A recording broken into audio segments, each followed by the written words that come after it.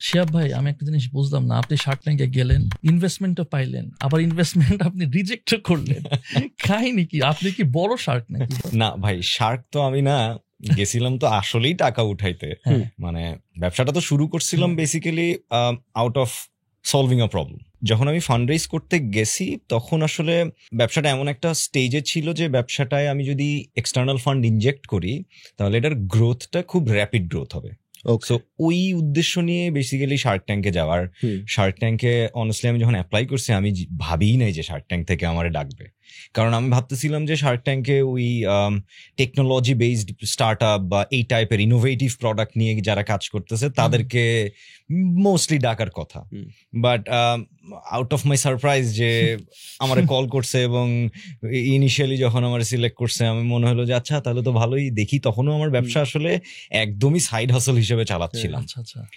চাকরি করতেছিলাম, চাকরির পাশাপাশি সাইড হাসল হিসেবে চলতেছিল,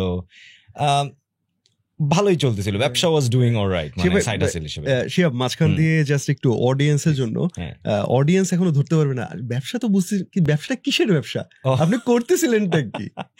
আমি চাকরির পাশাপাশি ফার্নিচার বেচতেছিলাম, একদম সহজ কথায় যদি সহজ কথায় বলি ফার্নিচার বেচতেছিলাম। সো ফার্নিচারটা বেচাও শুরু হয়েছে ওই যে বললাম প্রবলেম সলভের মাঝখান দিয়ে।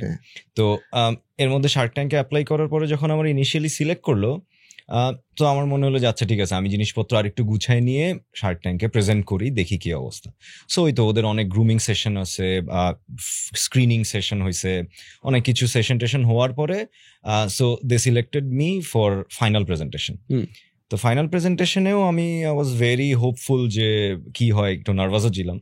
তো প্রেজেন্টেশন বা পিচ করার সময় ভালোই ছিল, মানে পিচটা ওনারা পছন্দ করছে, বিজনেসের আইডিয়া, বিজনেসের প্রগ্রেস সবকিছু পছন্দ করে ইনভেস্টমেন্টও করতে চাইছে। আমিও শোতে এগ্রি করছি, বিকজ শার্ক যারা ছিলেন বেশ ভালো ব্যাকগ্রাউন্ডের এবং তারা রেলেভেন্ট ব্যাকগ্রাউন্ডের ছিল। তো এর পরে যেটা হয়েছে, ধরেন আমি বিজনেসটা বললাম যে শুরু করছি একটা প্রবলেম সলভিং এর মধ্যে দিয়ে।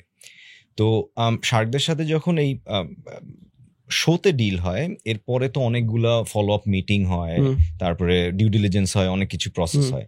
সো আমি ফার্স্ট মিটিং এই আমি ওনাদের সাথে যখন মিটিং এ বসছি, তো কথা বলার পরে আমার কাছে ইনিশিয়াল যে ইমপ্রেশনটা ছিল যে আমি বেসিক্যালি যেই প্রবলেমটা সলভ করার জন্য বা যেই আইডিয়া নিয়ে যেই ভিশনটা দেখে আমি এই ব্যবসাটা শুরু করছিলাম, ওইটার সাথে ওনাদের যেই পার্সপেক্টিভ থেকে দেখতেছে ব্যবসাটাকে, সেটার অ্যালাইনমেন্টটা ঠিক ছিল না। মানে আমার ভিশন, শার্কদের vision was not aligning. So this which is very important. মানে অবশ্যই আমি ফান্ড রেজ করতেই গেছিলাম, বাট ফান্ড রেজ মানে করতেই হবে বিষয়টা এরকম ছিল না। অবশ্যই আমার কাছে যেটা মনে হয় যে ব্যবসায় এক্সটার্নাল ইনভেস্টমেন্ট রেজ করার সময় সবচেয়ে ইম্পর্টেন্ট আমার কাছে যে জিনিসটা মনে হয় যে আমি যদি ফান্ডটা রেজ করার পরে ব্যবসাটা অ্যাকচুয়ালি আমি যেই ভিশন নিয়ে দেখতেছি সেই ভিশন অনুযায়ী গ্রো করে, তাহলে এটা সাকসেসফুল হবে, আমিও সাকসেসফুল হব, যারা ইনভেস্ট করতেছে তারাও ভালো রিটার্ন পাবে। তো আমার কাছে ওই জিনিসটার একটা অ্যালাইনমেন্টের ইস্যু মনে হয়েছে। সো তখন আমি খুবই রেসপেক্টফুলি বলছি যে আচ্ছা, আপনি কত ইনভেস্টমেন্ট পেয়েছিলেন, কত ভ্যালুয়েশন, একটু বলেন তো।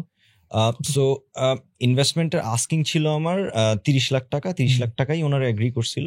30 লাখ টাকা এগ্রি করছিল। আমি ইকুইটি ছাড়তে চাইছিলাম 10%, বাট ওইটা নেগোশিয়েট করে পরে 18%-এ ওনারা। ভ্যালুয়েশন কত?